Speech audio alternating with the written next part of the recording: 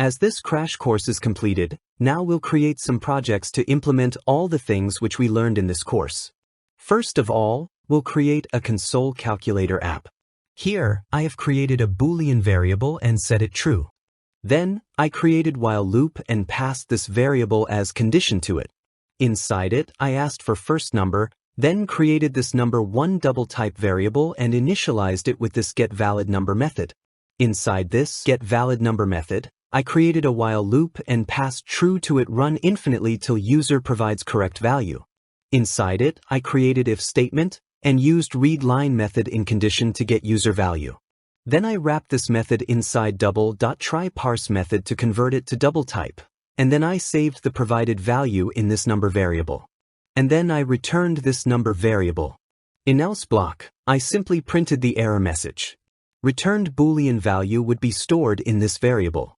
Then I asked for operation, and then created this string type operation variable and initialized it with getValidOperator method.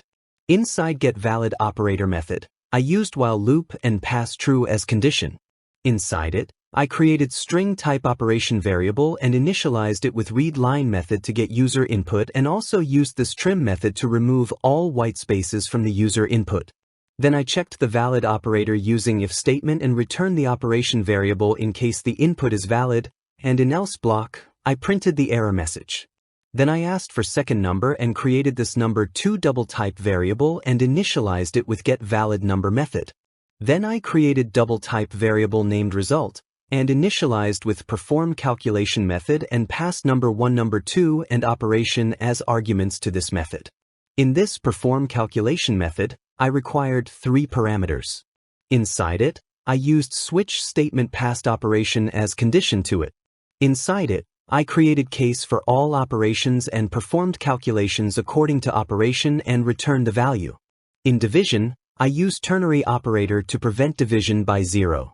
And also throwed the exception if operation is not valid. Then I printed the result variable. After it, I asked the user if he wants to perform another calculation. Then I created string type variable named continueResponse and initialized it with readLine method, and used trim method to remove white spaces and also used toLower method to convert the input into lowercase. Then I used the keepRunning Boolean variable and initialized it with this expression.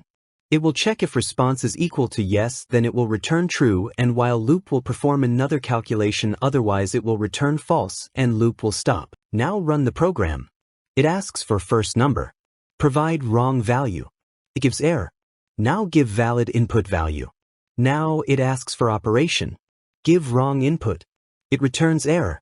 Now give valid input. Now provide second number. It printed the correct result, and also asks user for another calculation.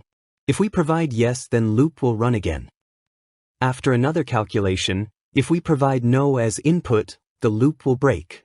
With this, calculator app is complete.